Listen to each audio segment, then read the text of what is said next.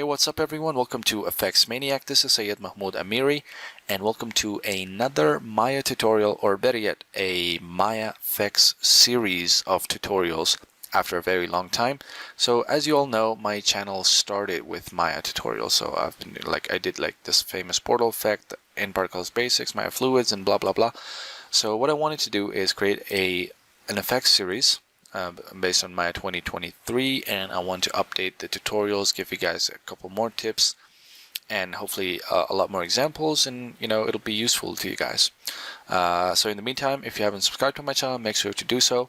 And if you want to support me and get some awesome project files, you can you're always welcome to join my Patreon page and support me and get these project files. And you can suggest tutorials. So once you join my Patreon page, you can basically tell me a tutorial that you want, and I'll do my best to do it. And if you stick till the end, I'm going to show you guys how to create something like this and render it out.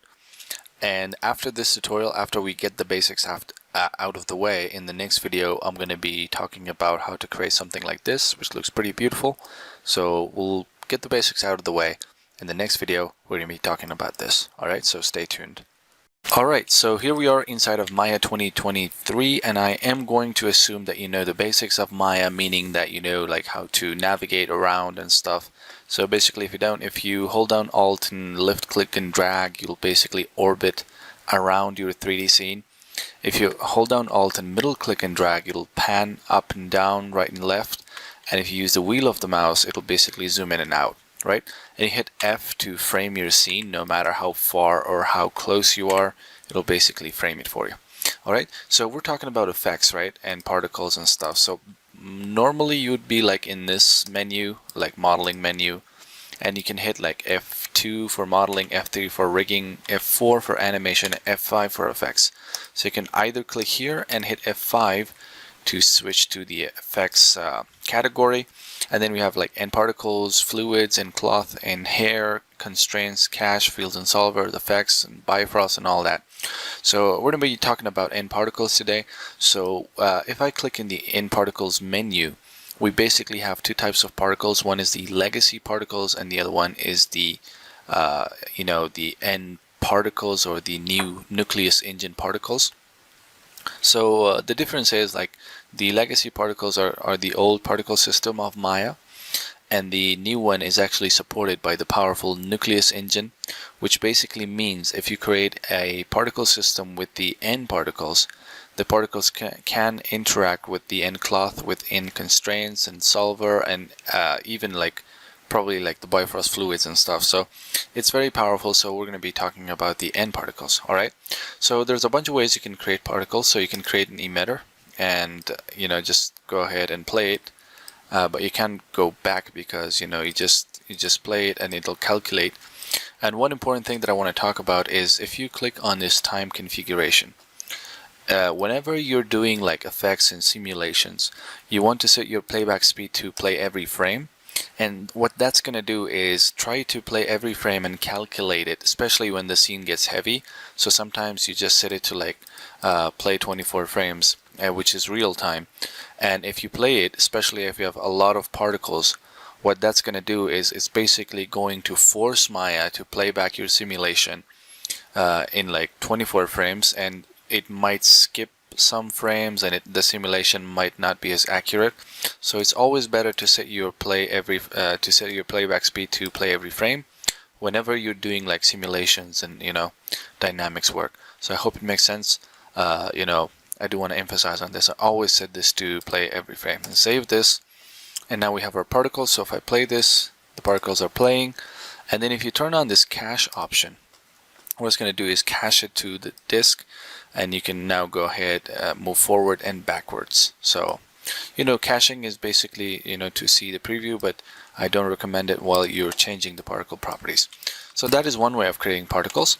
The other way is to emit from an object. So you can emit from, if I shift right click and add a sphere, I can emit from a sphere and hit F on this. I can go into Nparticles, and if you click on this little box here, what it's going to do is it's going to bring up the options. So you can set the emitter name to be sphere particles, And of course we want to create a new solver because we don't have an existing solver. So if you want two or three or more particle systems to be part of the same solver, when you create new particle systems, you can just choose your existing solver if it is in the scene. But in this case, we're actually creating from scratch, so you can just set it here. And we have different emitter types. We have omni, we have directional, we have surface, and we have curve.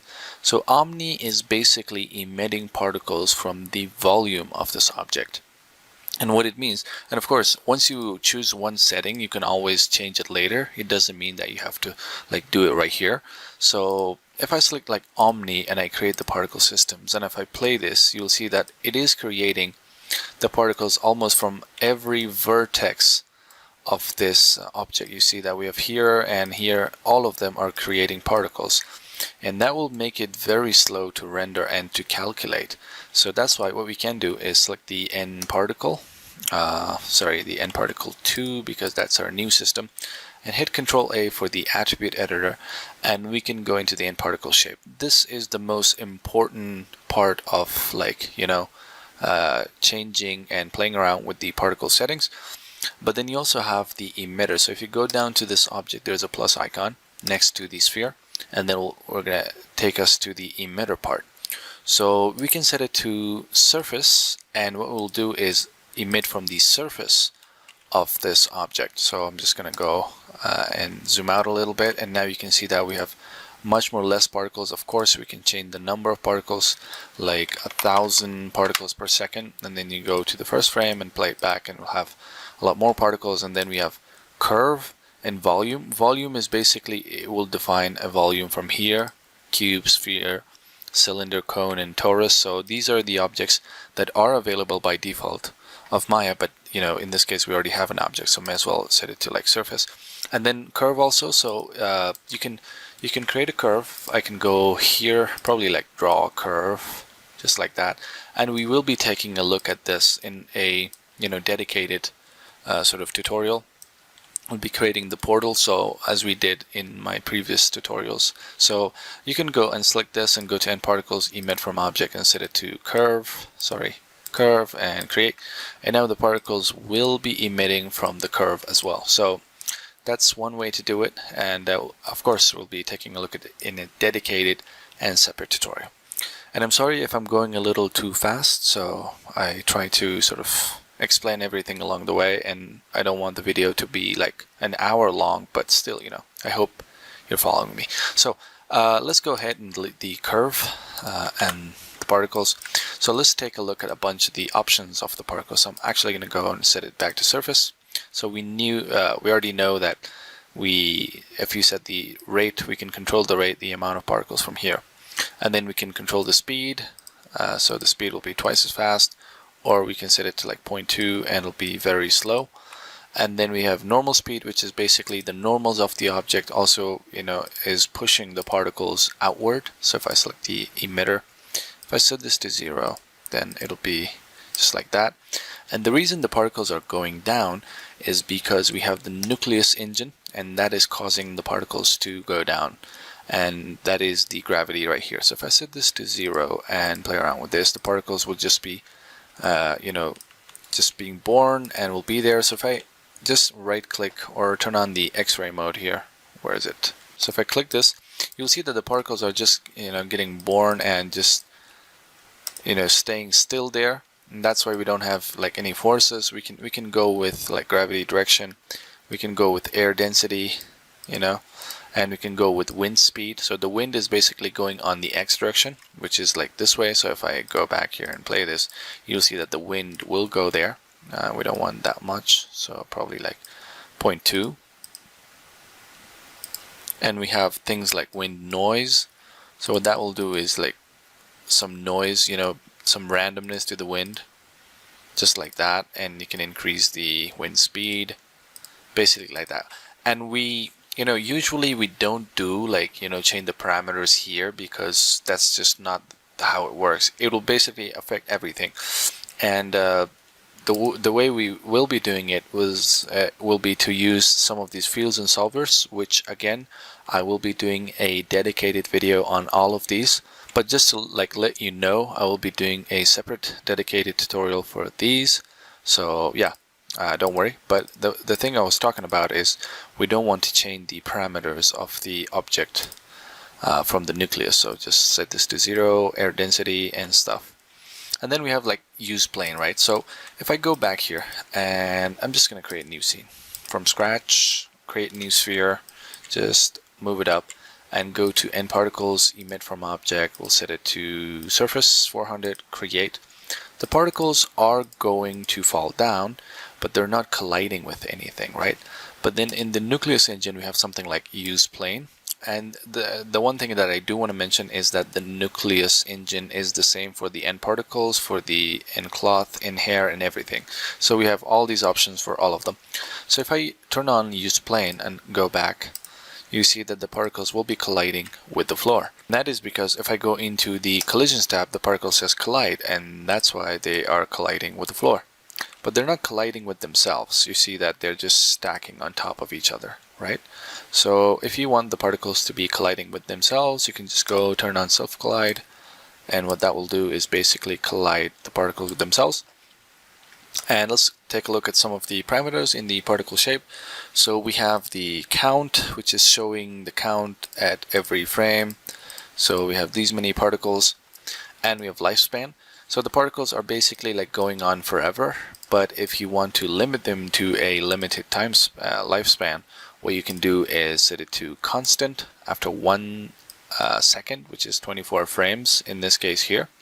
So what that will do is they will just die after like 1 second, which is 24 frames. If you want to increase it, you can set it to like 3 seconds, and 3 is basically like let's just bring up the calculator. 3 multiplied by 24 is 72 frames. So yeah, after 72 frames, the particles will die. So that's basically it. But then you also have like random range. If you don't want them to die, all of them at the same time, what you can do is give it like a 1 second randomness. So what I'm going to do is just like, some of them will die sooner, some of them will die later. So you just make it a bit random. But in this case, we don't want the particles to die. We do want them to live forever. And then you have particle size, which in this case we cannot see it because we don't have any shape. And in order to change the shape, you go to the shading tab, and you have a couple of different types here. And what I'm going to do is set this to sphere. So this one will be probably using alot. So you have, if I go back here, the particles are colliding with themselves and they have a shape. So now you can go and change the scale or the radius of the particle. So you can make them very big or small, and you can change it from here. And then you also have things like if you want the size to be different, you can just like click here and adjust it, probably like this, and you don't see any changes in the particles, and that is because you have to set like the radius scale input to randomize ID. And now if you go back and play this, the particles will have like different sizes and stuff. And you can also do it like this way. If you go back here and just like normalize everything just like the way it were, delete this or just move it up just like this, right? And if you don't want to do it this way, you can also go to like radius scale randomize and just like do it like this, and probably like scale this down a little bit. Go back here, and now the particles will be behaving just like that. Alright, we talked about the collisions, and we will be talking about it more. So we don't have any bounce, right? So the particles just go ahead and once they collide with the floor, they don't do any bounces. But I do want to remind you that this bounciness is actually bouncing off the particles when they collide with each other. It's not the bounciness of the floor, and that's why you see they're not bouncing off the floor. If you want to change the bounciness of the floor, you need to go to the nucleus tab, and then we have here on the plane, we have the plane bounciness. So if you increase this and go back here, the particles will bounce off the floor. If you increase this to like 1, you will see that the particles will actually bounce off. And it doesn't mean that the 1 is the maximum value. You can just type like 3 and it'll basically set the number to that much, which is crazy. So 1.2 I think will be fine, just like that. And if you don't want any bounciness, you can also like control the friction and the stickiness. So if you want to create like sticky particles, what you can do is turn off the bounciness, increase the friction, which will increase the friction between the particles. You'll see that they are sort of having a lot more friction towards each other. And then you can also increase the stickiness, which will basically make them a lot more sticky, just like that. And you can also do the same thing for the plane, and what that will do is just like make it sort of like a honey effect, but like particles. You can also increase your time to like 300 and just go ahead and stretch this out, and you have the particles sort of doing that, right? The other thing I want to talk about is let's see here. We got like force field and stuff, dynamic properties, which we'll be taking a look at in in another example. And we have things like shading, which we talked about, and opacity and color. Color is the most important value here. If you do want to change the color of the particles, you just go ahead and change it. If you want the particles to be multiple colors, you can just click and add like a color ramp here. Click here and basically go and set it to like what, blue, and click here and just go ahead and set it to like what, orange, and probably what, green, dark green. But then as you see, the particles are not changing colors, and that's because the color input is set to constant. You can change it to randomize, and you'll see that we have different color particles, and that's basically it. All right, yeah, so this is basically our effect. We talked about colors and a bunch of other things. Now I do want to talk about one more thing, and that is how to make the particles collide with another object. So let's say I want to move the sphere up a little bit, just like that, and I'll just create like a little what is it, helix, just like that. Scale it up and move it here. If I just play it right here, you will see that the particles are not colliding with this object. And if I do want the particles to collide with this object needs to be, if I go into the encloth, a passive collider. So if I click on this, and now you have the same settings as the nucleus, the collision and stuff. So if I play this now, you will see that the particles will be colliding with this object.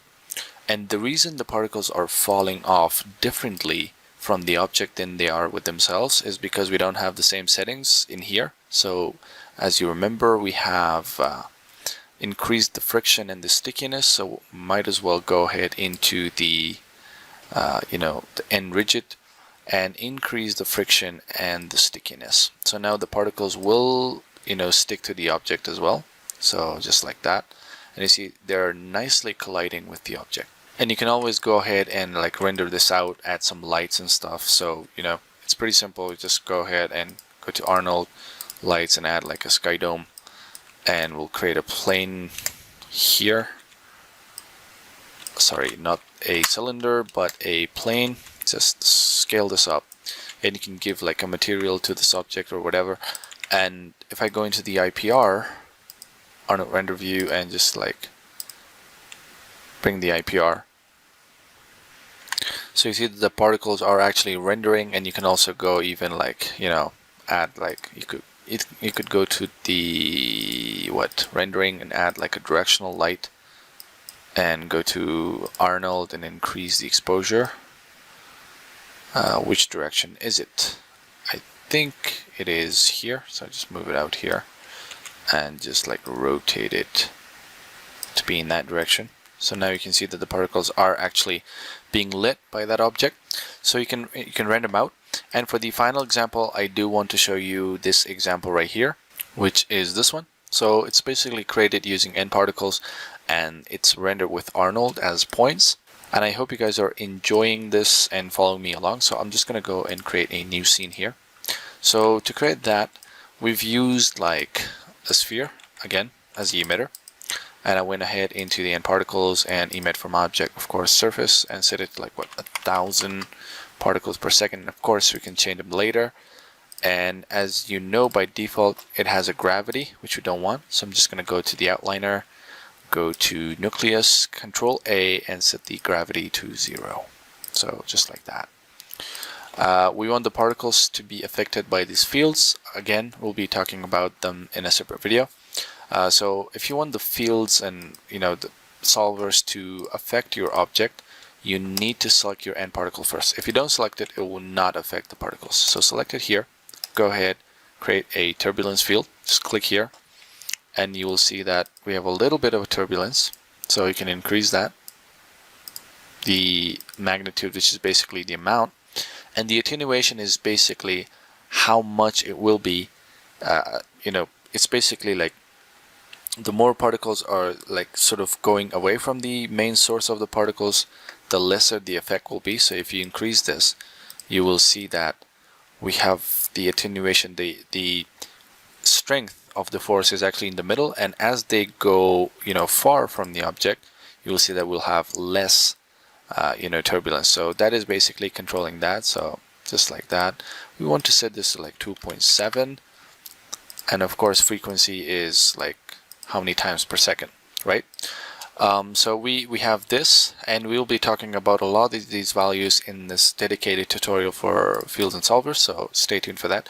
And we want to add another force, which is drag, which is basically like slowing down the effect of the force. So if I increase this to 100, you won't be having anything. So I'll go ahead and set this like 10, not so much, just like that. You'll see if I even turn on like X-ray mode, you'll see that we have the particles here and they're not like moving so much. So what I'm gonna do is go to the drag, probably set it to like 6, and increase the attenuation to 1.6. And again, the attenuation is basically saying like how strong the force is, when the particles are getting away from the object and the force point, just like that. We may want to increase the turbulence now that we have like the drag, so I'll set it to 60, just like that. And we also want to add another force, which is the fields and solvers vortex. So vortex is basically this sort of rotating force that we have, so we don't want it to be like that much. We want to set it to like 30, and let's see here, we have it. And we want to increase the attenuation to like 2.6 probably, or 2. Let's see. Just like that. Now you're starting to see the effect. So may as well set this to like 300 frames and go with it. Just like that. Yeah, I think this is the effect that we're looking for, and it's pretty close to this one, right? So now how to like render this out, right? So I'm just going to go back to my Maya scene. I do want to increase the number of particles, so you can go increase it to like how much you want, 3000, and just go ahead, and now you'll see you'll have a lot more particles, just like that, right? And what you want to do is just go ahead and create like a light for the particles. So what I'm going to do, go here, create a camera here first. So what I'm going to do, view, create camera from view, and we are in the camera view, so I'll go back to the perspective view. We have the camera, right? So I'll let this sim right here, just like that. And what I'm going to do is create a light, area light, and I'll go ahead and increase the size. So there, it's facing this direction, increase that. And if I go back to the camera view, perspective 1, and I go to the Arnold render view, you'll see that we see nothing because the light is basically, it is not bright enough. So hit Control A, set the exposure to like 8, and now if I go back to my camera, perspective 1, click on render, you'll see that they are rendered, right? So I'll increase this to this much, just like that. And yeah, so we have the particles here. I do want to change the color to orange, just like that. And I want to sort of take the light, go back to perspective, Control D, and move it this way. and just like that, and I'll set this to blue. Okay, so I'll have this light and set it to blue, and I've basically like selected my sphere and hit H to like hide it because we don't want to see it in the render. So I'll go and turn this off again, go back to the camera view, go to Arnold and render, and now we'll see that we have it here, right? So the reason we're not seeing like much of a change, much of a detail here is because we need to go ahead and increase the sort of overall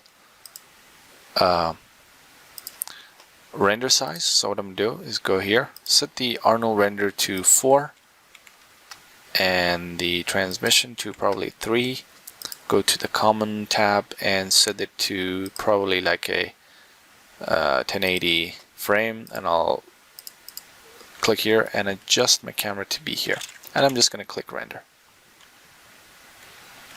So my render is done. It took about 20 seconds, but then you can see that the particles are actually looking nice, and you can go and change the color and everything. So I'll go back to my perspective view and like decrease this, and probably if you want better shadows, you increase the samples of the shadow.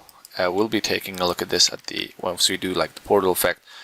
And the other thing I'm going to do, which we can control, is if you want to change the size of the particles and stuff, you can change it from the Arnold tab. So we have this radius multiplier. So if I hit this, if I set this to like 0.003, and I go back to my camera and render this out, you can hit escape to cancel the render. And if I set this to like what, 0.01 and render this again, then you'll see that we have a lot more bigger particles, and it took a lot more time, like 56 seconds. So you can go ahead and do that, and you can also increase the radius multiplier to basically multiply the size of the particles. So that's basically it. And in order to get this, you know, sort of bright effect in the middle, I basically did I went into the perspective view, just duplicated this, rotated like this way, and just set it like in the middle of the particles, just like that. And we don't want the, yeah, it's probably fine. Just set the roundness a lot in the soft edge, and click the color to be like a bright sort of orange color, and increase the exposure to be a lot more higher. And probably we don't want that much big of a particle size, so I'll probably set this to like 1.4, and I'll click render again to see the final result. Alright, so here's our final render, and it's looking pretty nice. So you can go ahead and change a couple of different settings in the particles, and you know, they'll look pretty cool. And you can then go ahead and render this out and bring it inside of After Effects. I've actually applied the depth of field inside of After Effects, which I'll show you in the compositing part. But I do hope you guys enjoyed the tutorial, and you know, learned a thing or two about Nparticles. And it's a very powerful engine, and I'll show you guys in the next videos. Like, we'll be doing this example and a couple of different examples to show you its powerful capabilities. But in the meantime, this was just like a beginner tutorial, so I hope you guys enjoyed it, and I hope you learned something from it. And if you did, make sure to go to my YouTube channel. I've done a couple of different tutorials on Maya, the Nparticle basics, but it was like 3 years old. But still, you can go ahead and check this out. I just wanted to like update it, and then we have the portal effect, which we'll be doing again, and some other stuff. So make sure to check them out. And again, if you want to support me and get some awesome project files, you're always welcome to join my Patreon page. And yeah, so this was today's video, and make sure to stay tuned for the part 2. And you know, this is like a series of tutorials about Maya effects and stuff, so make sure to stay tuned and enjoy working.